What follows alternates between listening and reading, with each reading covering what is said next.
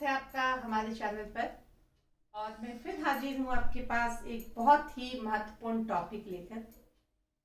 इसके पहले वीडियो में मैंने इटली के एकीकरण के बारे में आप लोगों को बताया और उसके साथ ही मेज़ीनी की क्या भूमिका थी इटली के एकीकरण में, इसकी चर्चा की। आज मैं गैरिबाल्डी के बारे में चर्चा करूंगी। यहाँ पर काबुल और गैरिबाल्डी दोनों का योगदान मैंने लिखा है, लेकिन मैं इस वीडियो में सिर्फ गैरिबाल्डी के योगदान की चर्चा करूंगी, क्योंकि अगर दोनों की चर्चा की तो वो बहुत लंबा हो जाएगा और शायद आप लोगों को बहुत उबाऊ लगेगा। इसलिए मैं आज गैरिबाल्डी के बारे में बताऊंगी। ध्यान से सुनिए, बहुत ही इंपॉर्टेंट टॉपिक है। आधुनिक यूरोप के इतिहास का एक महत्वपूर्ण अध्याय।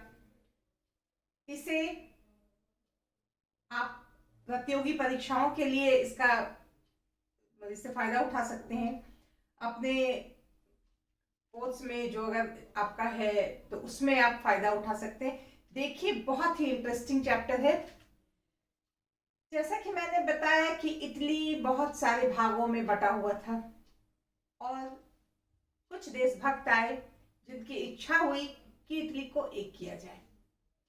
ये मैंने पिछले क्लास में बताया कि 3 तरह के दल थे जो अपने अपने तरीके से इटली को संगठित करना चाहते थे और वहां एक अपना शासन स्थापित करना चाहते थे। क्योंकि हमने बताया कि इटली का जो मैक्सिमम भाग था, उत्तरी भाग या मध्य भाग, इसमें ऑस्ट्रिया का शासन था। मध्य भाग में हम देखते हैं कि जो भी शासन कर रहा था वह ऑस्ट्रिया का ही हैब्सबर्ग वंश का राजकुमार शासन कर रहा था। रोम में पोप का शासन था। इस तरह से हम देखते हैं कि पूरे इटली में विदेशियों का शासन था और इसे भगाना और यहाँ पर अपना शासन स्थापित करना बहुत बड़ी चुनौती थी। लेकिन इसके लिए हमने देखा कि मेजिनी सबसे पहले आगे आए। उन्होंने यंग इटली की स्थापना की, एक संगठन की, और उसके द्वारा उन्होंने देशभक्तों को तैयार किया।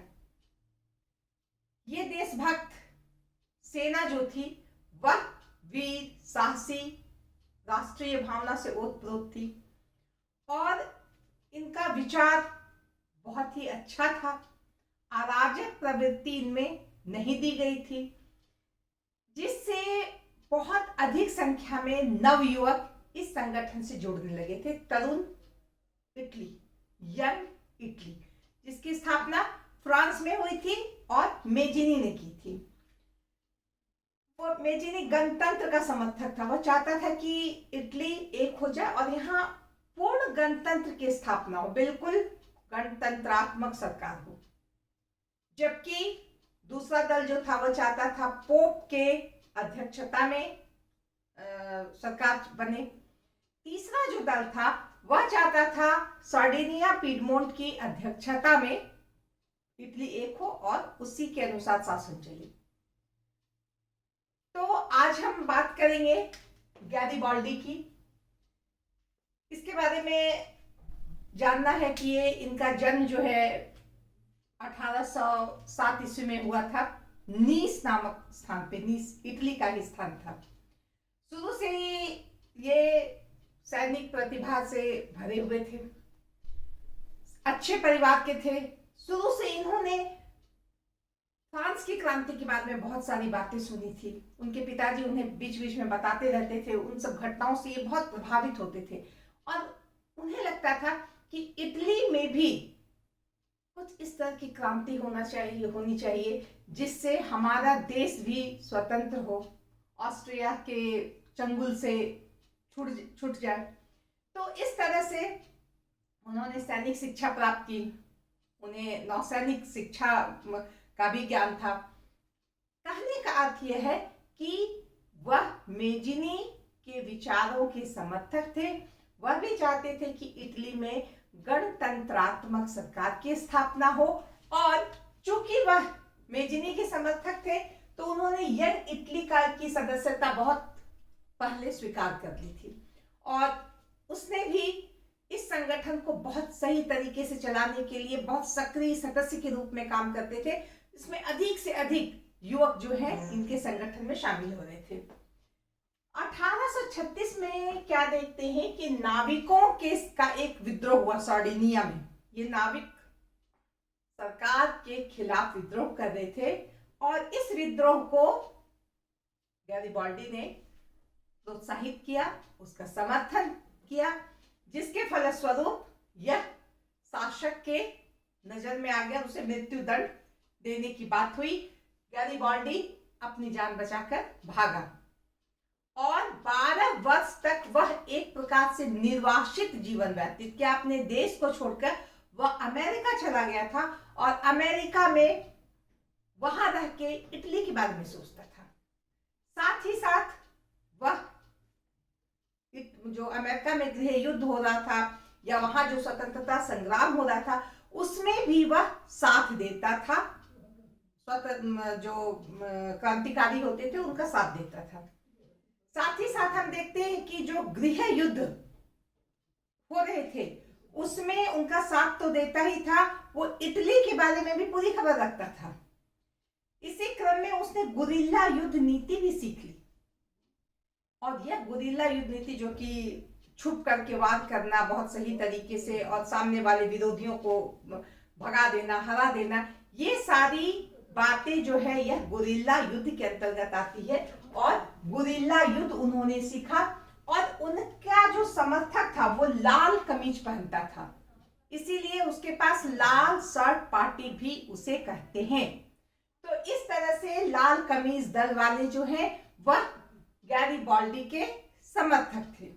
यह एक स्वयं सेवक थे, जहां भी आवश्यकता पड़ती थी, अगर कोई राष्ट्रीयता के लिए या क्रांति हो रही है देशभक्तों के लिए, ये तैयार रहते थे और उनके सहायता के लिए हमेशा हाजिर रहते थे।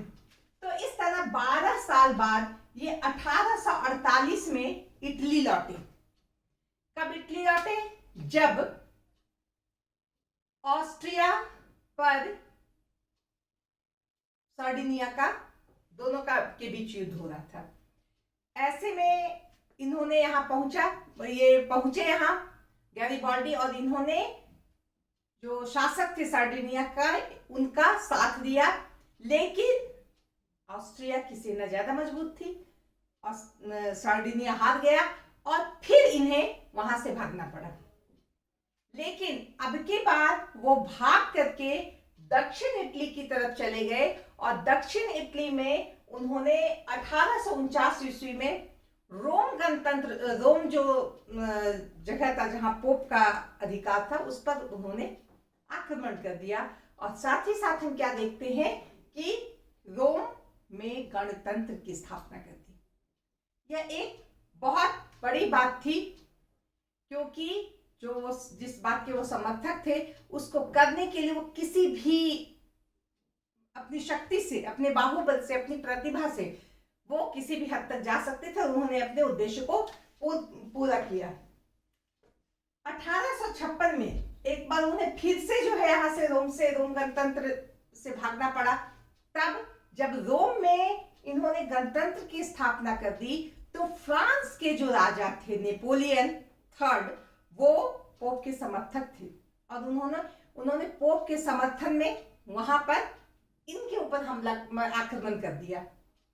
क्योंकि फ्रांस की सेना जो काबुल की लाल सेना थी, लाल शर्ट सेना, उससे अधिक ज्यादा शक्तिशाली थी, वहां पर इनकी हार हुई और पुनः ये भाग गए। अब की बार 6 साल के बाद 1856 ईस्वी में वह पुनः आए इटली, और इटली में उनका जो उद्देश्य था कि गणतंत्रात्मक व्यवस्था यहां लागू की जाए। अब उन्होंने देखा कि यहाँ पे मत कुछ बदल गए हैं। अब यहाँ इटली के एकीकरण करने में और इटली में नई शासन व्यवस्था स्थापित करने में काउंट कैमिलो द काबूल आगे है। पहले तो वो इसके समर्थक नहीं थे कि नहीं मुझे राजतंत्र में विश्वास नहीं है, लेकिन काउंट काबूल ने उन्हें कन्विंस किया कि हम जो व्यवस्था स्थापित करेंगे वह संवैधानिक होगा, वह वैधानिक राजतंत्र होगा, निरंकुश राजतंत्र नहीं होगा, और इसमें संसद होगा। किसी भी मामले में संसद के द्वारा ही कोई काम होगा, संसद में जनप्रतिनिधि होंगे। तो इस तरह से काबूल के विचारों से अंततः ये भी सहमत हो गए और उन्होंने फिर से गणतंत्र का उनका जो गणतंत्र स्थापित करने का विचार था उसे कैंसिल कर दिया और काबूल की अध्यक्षता में उन्होंने काम करना शुरू किया। वह काबूल, उनका तो उद्देश्य क्या था? इटली को एक करना, और इटली को एक करने के बाद वहां एक सही शासन व्यवस्था स्थापित करना। जो ऑस्ट्रिया वहां पे शासन कर रहा है, जो विदेशी है, उसे भगा देना, ये उनका उद्देश्य था। काबूल का भी उद्देश्य यही था। अतः दोनों ने आपसी सहमति के साथ अपना उद्देश्य एक समझ के एक हो गए, और हम देखते हैं कि गैरिबाल्डी ने काबूल की फिर बहुत सहायता की।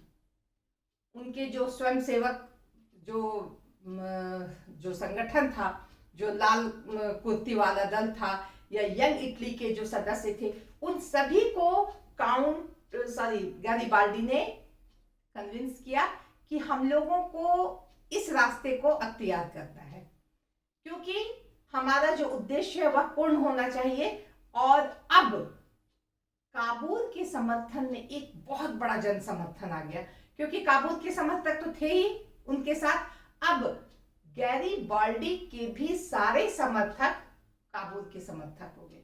यह इटली के एकीकरण के लिए बहुत अच्छी बात हुई। तो इस तरह हम देखते हैं कि गैरिबाल्डी ने काबूल का हाथ पकड़ लिया, उसे सहायता देने के लिए तैयार हो गए। साथ ही साथ हम यह कहेंगे कि गैरिबाल्डी ने अपने बल पर दक्षिणी इटली को एक कर दिया। दक्षिणी इटली में रोम, नेपल्स, वेनेशिया, सिसिली, ये जो 4 जगह था, उसे गैरिबाल्डी ने अपने बल पे जीत लिया और वहां से विदेशियों को भगा दिया। जैसा कि हम जानते हैं, सिसिली में बोर्बो वंश का शासन था, वहां पर उन्होंने आक्रमण करके उसे भगा दिया। नेपल्स पर उन्होंने सिसिली पर अधिकार किया, फिर नेपल्स पर अधिकार किया, रोम गणतंत्र पर अधिकार कर लिया, और इससे दक्षिणी इटली को उसने एक करके रख लिया। बाद में जब हम पढ़ेंगे कि काबूल ने उत्तरी और मध्य इटली को एक किया, तो दक्षिणी इटली को उसे एक करने के लिए बहुत मेहनत नहीं करना पड़ा, क्योंकि गैरिबाल्डी ने ये सारा काम करके रखा था। और बाद में जो इटली का जो राष्ट्रपति बना विक्टर एमेनुएल, उसने कहा कि भाई लो, ये दक्षिणी इटली को भी अपने साथ ले लो। तो इस तरह हम कह सकते हैं कि इटली के एकीकरण में गैरिबाल्डी की भूमिका बहुत ही महत्वपूर्ण थी। वो एक समर्पित सैनिक था, उसमें जो सैनिक प्रतिभा थी उससे उन्होंने ऑस्ट्रिया जैसे देश से लड़ने के लिए वो आगे आ गया। उसने पूरे इटली को, दक्षिणी इटली को एक कर लिया। वहां जो विदेशी शासक थे उसे उसने भगा दिया। उसकी जो लाल कुर्ती वाली दल थी वह भी बहुत ही प्रभावी थी। तो इस तरह से हम कह सकते हैं कि गैरिबाल्डी ने इटली के एकीकरण में अपना बहुत बड़ा योगदान दिया। और इसके बाद में काउंट काबूल के बारे में बात करूंगी। तो यहाँ मैं समाप्त करती हूँ ये चैप्टर। धन्यवाद।